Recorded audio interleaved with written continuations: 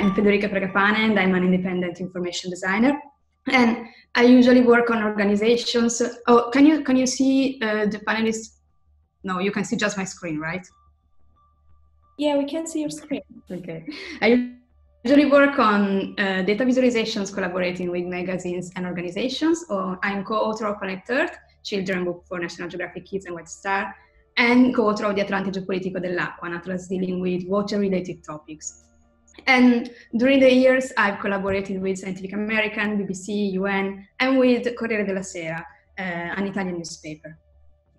And the range of complexity that characterizes my projects is broad, as you see, according to the usage context, the needs, and the readers. And now I show you a set of projects with different characteristics, but with a common ground of interest, with a common focus on the interest connection that a data visualization piece can create with the people who talks to. And I'm very interested in studying this connection. So a collaboration that allows me to explore my interest for visual representations is the one I have with La Lettura, the cultural supplement of the Italian newspaper Corriere della Sera. And I collaborate with La Lettura, designing visualizations for visual data, a data visualization column working on the analysis and communication of environmental, social, and cultural topics. And there are two important aspects about La Lettura I always have to mention. And the first one is related to the usage context. La Lettura is a weekly supplement. It's published during the weekend, and I often see the photographs shared by La Lettura readers, and the average one is a picture with La Lettura next to a brioche or a cup of tea in a context that suggests as the reading act is part of a lazy and relaxing Sunday morning. And knowing about this aspect is very important for my design approach to the visualizations.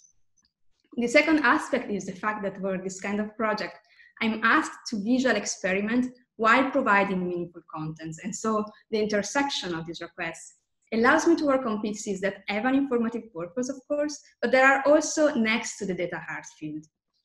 So my visual design process is mainly composed of three phases: selection of topics, data analysis, and definition of a specific visual model. And I usually propose the topics to be visualized. And as communication and data visualization designers, we are people talking to people. So during the research and design process, I find useful starting from a very personal point of view, trying to put myself in the potential reader's shoes and asking myself at first, okay, what would interest me as reader?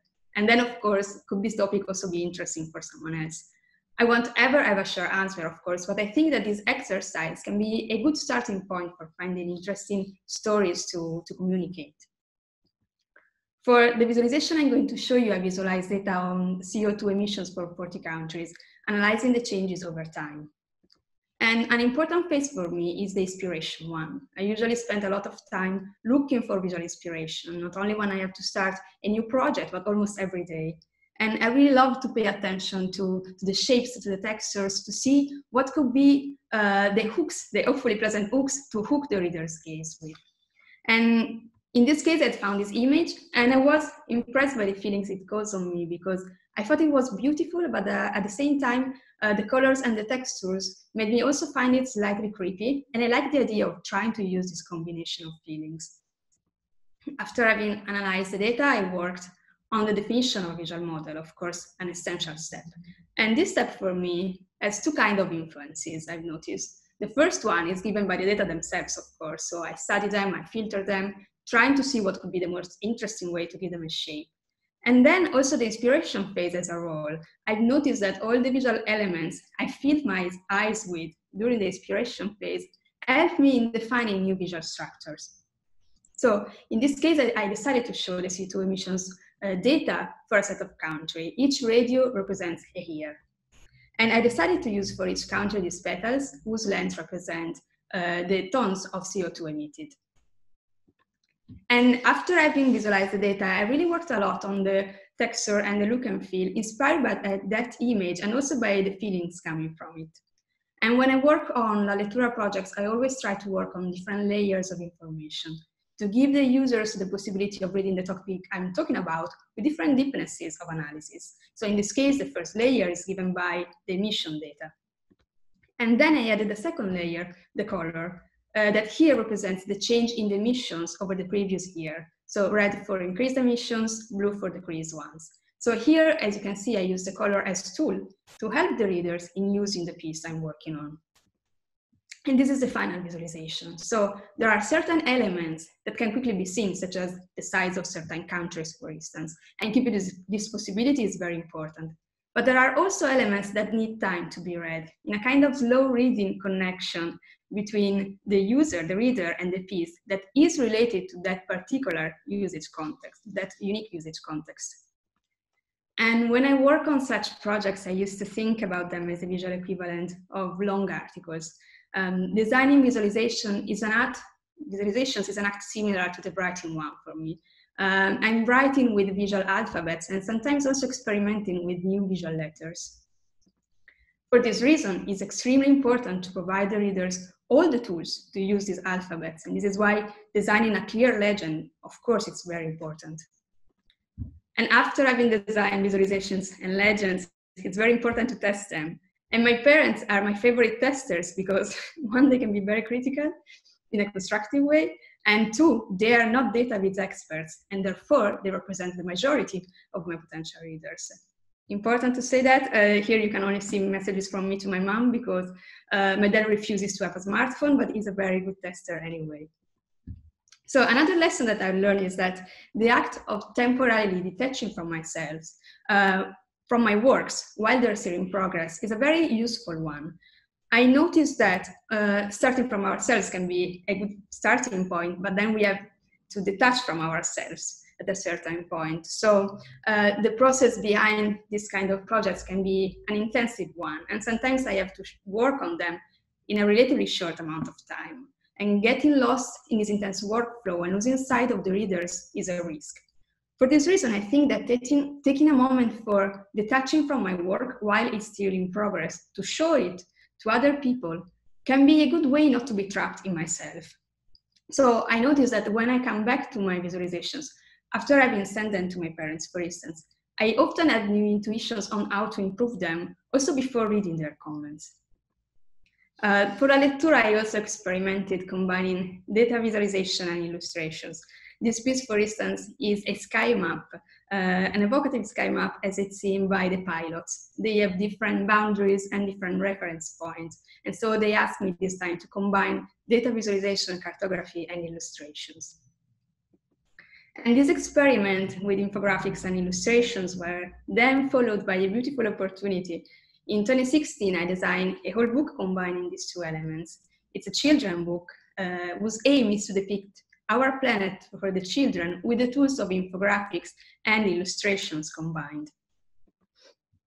And I'm designer and co-author of the book that has been designed with Chiara Pirodi, and she's a psychologist expert in development neuropsychology. And working with her was extremely important because I'd never designed databases for children before. And I really needed to understand if my visuals would have been understood by such a young public. And a few months ago, I also had the great chance to experiment for Google. More than 1 year ago, I was contacted by Alberto Cairo and Simon Rogers for Google News Lab to design a data visualization project for Google Trends using Google data as base. It was great because I could propose the topic to be explored. And again, I started from a very personal point of view, and I asked myself, is there a way in which I use Google that can help me, that can allow me to explore fascinating words? And so I recollected that I sometimes use Google to look for the meaning of my dreams. And so I thought that this word could have been an interesting one, a fascinating one to explore. So I've discovered that typing on Google Trends incomplete questions such as what does it mean to dream about, the related queries section provide interesting results, such as what does it mean to dream of your partner cheating or about snakes.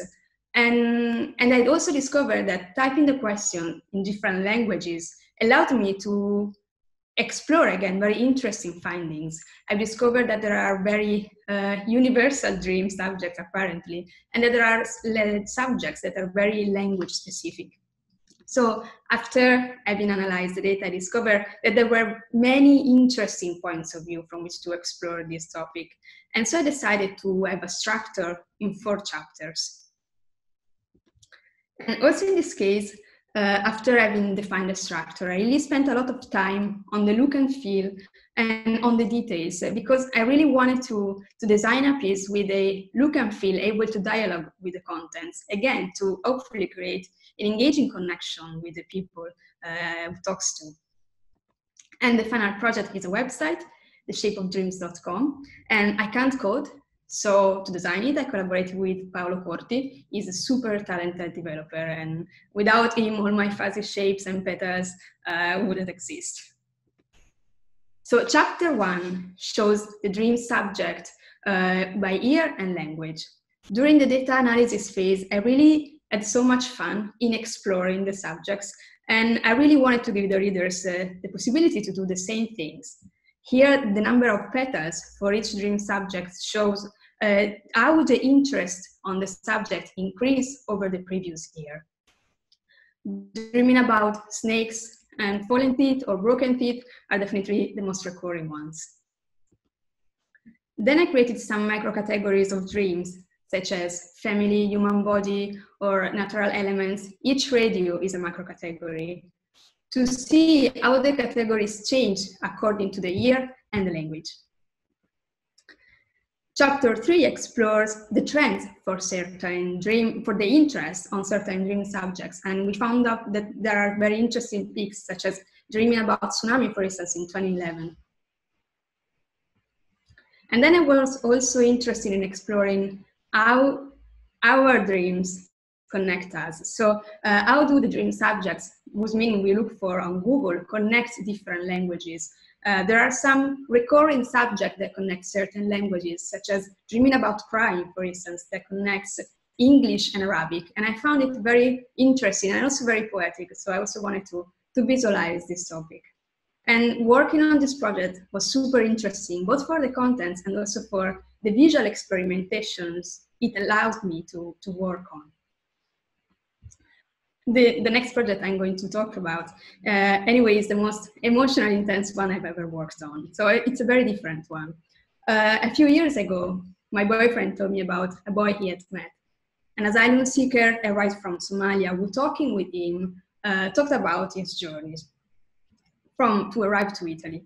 And after our conversation, I started to think about how few I knew about this topic and how Italian media tends to focus more on the Mediterranean sea route, but there are often thousands of kilometers before that part and hundreds of days spent traveling. So I immediately started to think about how I would have liked to use my professional competencies to talk about these journeys, sharing personal data about them. And I already had in mind the potential structure of this project, but I didn't know how to find the narrators. And months later, I met a volunteer who works in a welcoming center, and I told her about my idea. She loved it, adding that she had already in mind a group of people who could have participated into the project. And this is how I met MB, SS, MD, AL, SG, and TK. There are 6 asylum seekers who arrived in Italy in 2016, and this is how the stories behind the line, a visual narrative of their journey, started. I've met them in Vercelli, my hometown. They were hosted in a welcoming center. And my idea was to give a perceivable shape to their journeys. During our meetings, I asked them about their travelings from their homeland to Italy, and with the help of Google Maps, we reconstructed their routes point by point. For each point, I asked them how many days they traveled to get there, which was a transportation, and how many days they stayed there before moving to the following place. In addition, I told them that I would have noted down every additional comment, memory, or note that they would have liked to add to their narrative. And this data collection process was clearly very different from the ones I'm used to. I usually look for data sets online, but this time I decided to exit from the digital world, which I am too immersed sometimes, and to go out, meeting and talking with the people who live the topic every day. Because I believe that data visualization can be a tool not only to communicate to people, but also to give a voice to people who don't have any platforms. And An aspect I was intimidated by was the fact that, considering the range of terrible experiences they've been through and the complexity of the topic, I was asking them very simple information. But this is because I really wanted to provide a clean, simple, and rational narrative of this topic. And this point is an important one for me. I think that such a complex topic deserves rationality and also simple clearness to be communicated properly and especially understood. After our meetings, I started working on the visualizations. I decided to draw for each person a line, a unique line shaped by the lived experiences. And this unicity aspect is very important for me. I visualize the day's data as horizontal line, or an horizontal line, to keep the element as simple as possible. The blue line represents the days of stay in the city, and the light blue one, the days spent traveling. And then I represented the transportation as different dotted lines. The final project is a website, an interactive storytelling piece, storiesbehindtheline.com. And again, I can't code, so to create the website, I collaborated with my very dear friend of mine and super talented designer and developer, Alex Piacentini. In the landing page, you can see the 6 lines with initials of the 6 narrators. Each single story is precious, and for this reason, I wanted to make sure to give the lines their own space, showing them at first as black path on a white background. Clicking on data, it's possible to see the information data on the transportation and on the days. And going over with the mouse, it's possible to see the name of the places. The red dots represents the moment in which the narrators decided to share a more detailed fragment from their stories, and clicking on them allows to read them. To give the lines context, it is then possible to see the map under these lines, and this was essential for me. I really wanted to show all the routes, not only the Mediterranean Sea route, that is the one that Italian media most frequently mention. In addition, I also worked on a second visualization, the distances view, stretching the path to a vertical line and adding the travel kilometers in order to provide another clean graphical version. This project is visually simple and without pictures to respect the privacy wishes of the narrators. Represents only a small fragment of the migration topic, and it deals with it from a very personal point of view, a very specific point of view. It's important, of course, to address such a complex and global topic, talking about big numbers and showing the overall picture to communicate it again rationally. But at the same time, I think that also providing such small windows from which to look at it can help in having a deeper comprehension of it without losing sight of the humanity that stands behind such a topic. I also think that rationality doesn't necessarily imply a lack of empathy. When I shared the project online, I received many comments from people who looked at it and who were moved by the stories and by the comments of the narrators. This line, for instance, shows the stories of Eyal, a 17-year-old boy coming from Guinea who crossed part of the desert on foot. I will be always grateful with the narrator for deciding to share with me their stories and their journeys. And SG, a 26-year-old boy from Pakistan, shared a beautiful comment with me at the end of our meeting. My mind is quiet now. I am quiet because I'm safe, and that's why I love Italy. And many readers were moved by the words of Eyal.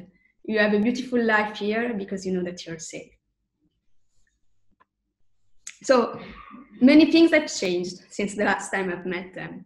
I live in northern Italy, and I perfectly remember, for instance, the day in which we launched the Google project, the project for Google. It was in March. And at the time, our lives were already changing in a way that we weren't capable to predict, and we still aren't, I think. And during those weeks, I decided not to take any personal initiatives on visualizing COVID-19 data. I feel the responsibility to use my job to talk about urgent topics. And I feel now the responsibility to talk about COVID-19 only when contacted by experts and working with experts in order to hopefully give a good contribution. I worked on similar projects in the past weeks. And I was very glad when the Overseas Development Institute asked me to design a project to show migrants' contribution to the COVID-19 response. I worked on the project again with Alex Piacentini and ODI's Marta Foresti and Amy Leach. It shows examples on reforms, new initiatives, and campaigns to recognize and better support migrant essential workers in COVID-19 response. Each dot is a story. Each tree shows a geographical areas, and the branches shows sectors such as healthcare or agriculture, and also different geographical areas such as national or local. And I was glad to use, again, very simple elements, very simple lines and dots to talk about migrants, but this time to talk about their essential contribution.